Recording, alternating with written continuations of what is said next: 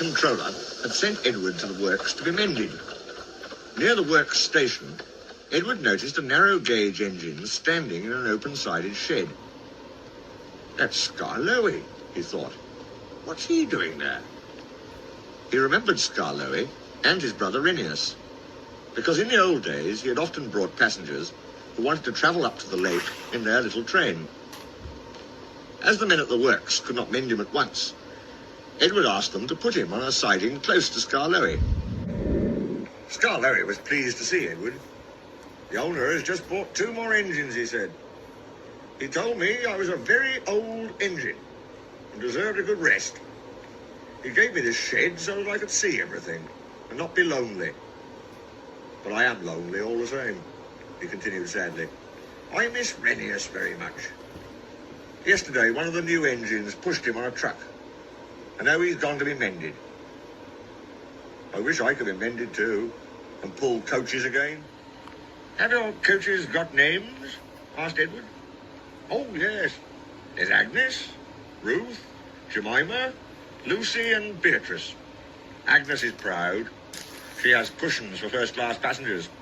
She pities Ruth, Jemima and Lucy, who are third class with bare boards.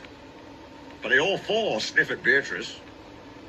Beatrice often smells of fish and cheese, but she is most important, said Skarloey earnestly. She has a little window through which the guard sells tickets. I sometimes leave the others behind, but I always take Beatrice. You must have tickets and a guard, you know. Of course, said Edward gravely. Renius and I, continued Skarloey, used to take turns at pulling the trains. We know everybody and everybody knows us. We whistle to the people in the fields, at level crossings, and in lonely cottages and farms, and the people always wave to us. We love passing the school playgrounds at break time. But then the children will always run over to the fence to watch us go by. The passengers always wave, because they think the children are waving to them. But we engines know better, of course, said Skarloey importantly. Yes, we do indeed, agreed Edward. Take your tourists to the lake, and then get ready to pull the train back. We enjoy the morning journey home, because then our friends from the villages come down to do their shopping. We whistle before every station, peep, peep, look out, and the people are there ready. Where's Mrs. Last? Asks the guard. She's coming. Peep, peep, we whistle, and Mrs. Last comes running onto the platform. We'll leave you behind one of these days, Mrs., laughs our driver, but we know he never will. We stop elsewhere too, at farm crossings and stiles, where paths lead to lonely houses. Renius and I know all the places very well indeed, and our driver used to say that we would stop even if he didn't put on the brakes. Sometimes on market day, Ruth, Jemima and Lucy were so full of people that the guard would allow third-class passengers to travel in Agnes. She didn't like that at all, and would grumble, first-class coach, third-class people. That made me cross. Shut up, I'd say, or I'll bump you. That soon stopped her rudeness to my friends. Just then, some workmen came. We're going to mend you now, Edward, they said. Come along. Well, goodbye, Skarloey. Thank you for telling me about your railway. It's a lovely little line. It is, it is. Thank you for talking to me, Edward. You cheered me up. Goodbye. Skarloey watched Edward being taken back to the works. Then, shutting his eyes, he dozed in the warm afternoon sun. He smiled as he dozed, for he was dreaming, as old engines will, of happy days in the past. Skarloey and Renius work on the railway that weaves round lakes and along mountain sides. Their coaches are filled with visitors, and the engines are proud to run the line, come rain or shine.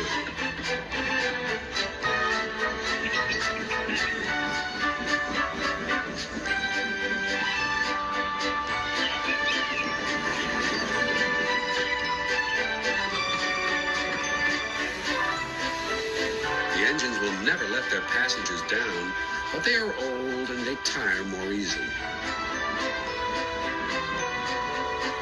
Their drivers understood this, and they spoke kindly to them.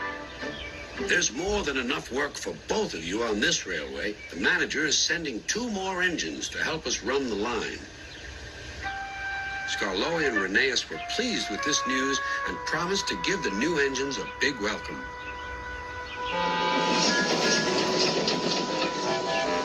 When Sir Handel and Peter Sam arrived, they found they had much to learn. What a small shed, grunted Sir Handel. This won't do at all. We're much too good for this old shack.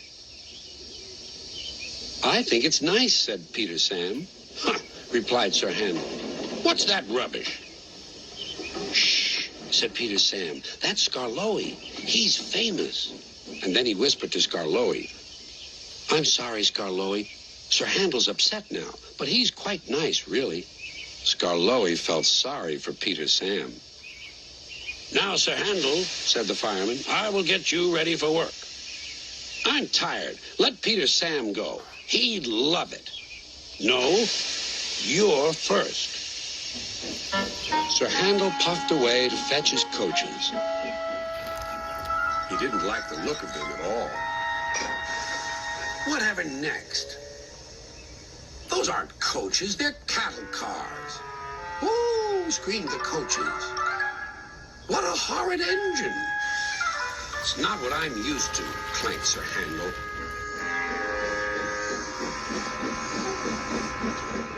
Clouds of steam filled the air as Sir Handel huffed and puffed along the line.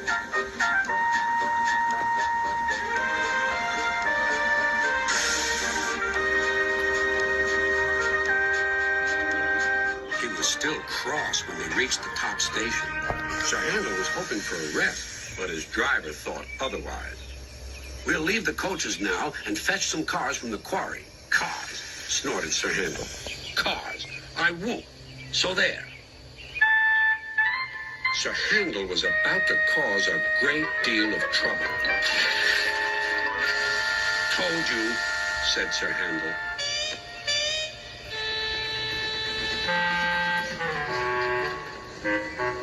By the time workmen came to rescue him, Sir Handel was feeling rather silly. To make matters worse, there stood Sir Topham Hatt. His message to Sir Handel was brief and blunt. I shall talk to you later. Then he and the fireman left with Peter Sam. Sir Handel felt sillier still. Come on, said his driver. Let's get you back on the rail. When Sir Handel crawled home, he found Sir Topham Hatt waiting for him. You're a very naughty engine. I hope I can trust you to behave when you next come out of this shed. After hearing that, I'm sure Sir Handel will, aren't you? Sir Handel had been naughty, so Sir Topham Hatt made him stay in the shed for a while. Peter Sam was now busier than ever. He had to do Sir Handel's work as well as his own.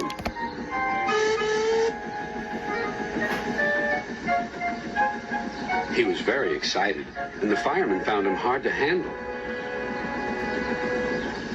Anyone would think that he wanted to work, said Sir Handel, who was lonely and bored. All respectable engines do, replied Skarloey. Keep calm, Peter Sam, and you'll do well. But Peter Sam was in such a state that he couldn't listen. He collected some coaches and went on his way.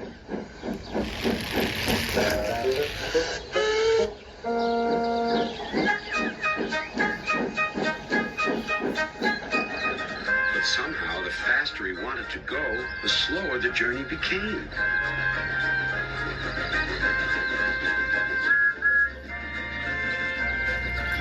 When Peter Sam finally fussed into the station, Henry was already there. This won't do, youngster, said Henry. I can't be kept waiting. If you're late tonight, I'll go off and leave your passengers behind, said Peter Sam. Secretly, he was a little worried, but not for long. The conductor blew his whistle and waved his green flag. Peter Sam puffed happily away, singing a little song. I'm Peter Sam, I'm running this line. I'm Peter Sam, I'm running this line. What fun it all is, he thought, as as he journeyed along the line.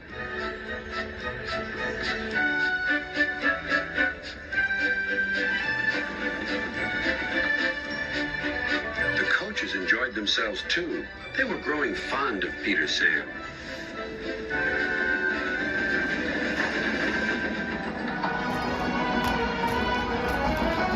Every afternoon, they had to wait an hour at the station by the lake.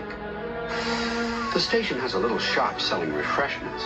The conductor, fireman, and the guard buy tea and cakes from the refreshment lady. At last, the waiting was over, and Peter Sam was sizzling with impatience. Beep, beep, hurry up, please, he whistled to the passengers. How awful, he thought, if we miss Henry's train. The conductor was ready with his flag and whistle. The refreshment lady was making her way to the train. Then it happened. The conductor says that Peter Sam was too impatient. Peter Sam says he was sure he heard a whistle. Anyway, he started.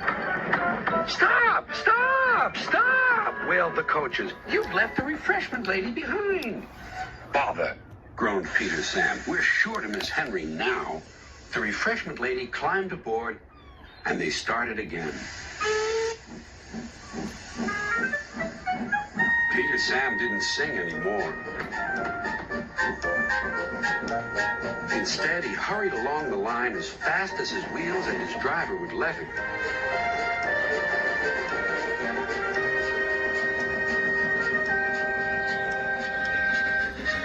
They arrived at the big station just in time.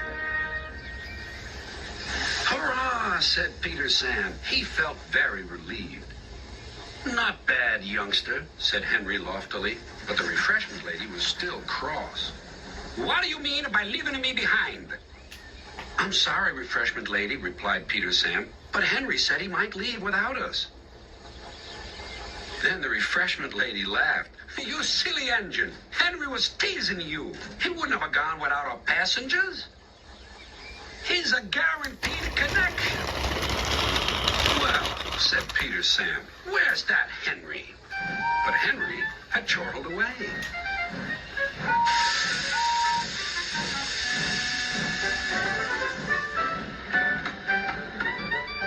Sir Handel stayed shut up for several days. But one market day, Peter Sam could not work. He needed repairs. Sir Handel was glad to come out. He tried to be kind, but the coaches didn't trust him. They were awkward and rude. He even sang them little songs, but it was no use. It was most unfortunate, too, that Sir Handel had to check suddenly to avoid running over a sheep. He's bumped us, screamed the coaches. Let's pay him out. The coaches knew that all engines must go carefully at a place near the big station. But they were so cross with Sir Handel that they didn't care what they did. They surged into Sir Handel, making him lurch off the line. Luckily, no one was hurt. Sir Handel limped to the shed. The thin controller inspected the damage. No more work for you today, he said. Bother those coaches. We must take the village people home and fetch the tourists, all without an engine. What about me, sir? Said a voice. Skarloey, he exclaimed. Can you do it? I'll try, answered the old engine. The coaches stood at the platform. Skarloey advanced on them, hissing crossly. I'm ashamed of you, he scolded. Such behaviour. You might have hurt your passengers. On market day, too. We're sorry, Skarloey. We didn't think. That's a Handel. He's no tails, said Skarloey firmly. I won't have it. And don't you dare try tricks on me. No, Skarloey. Oh, of course not, Skarloey, quavered the coaches neatly. Skarloey might be old and have dirty paint, but he was certainly an engine who would stand no nonsense. His friends crowded round, and the guard had to shoo them away before they could start. Skarloey felt happy. He remembered all the gates and stiles where he had to stop, and whistled to his friends. The sun shone, the rails were dry. This is lovely, he thought. But presently, they began to climb, and he felt short of steam. Oh, bother my tubes, he panted. Take your time, old boy, soothed his driver. I'll manage. I'll manage. He wheezed, and pausing for breath at the stations, he gallantly struggled along. After a rest at the top station, Skarloey was ready to start. It'll be better downhill, he thought. The coaches ran nicely, but he soon began to feel tired again. His springs were weak, and the rail joints jarred his wheels. Then with a crack, a front spring broke, and he stopped. I feel all crooked, he complained. That's torn it, said his driver. We'll need a bus now for our passengers. No, pleaded Skarloey. I'd be ashamed to have a bus take my passengers. I'll get home or burst, he promised bravely. The thin controller looked at his watch and paced the platform. James and his train waited impatiently too. They heard a hoarse peep, peep.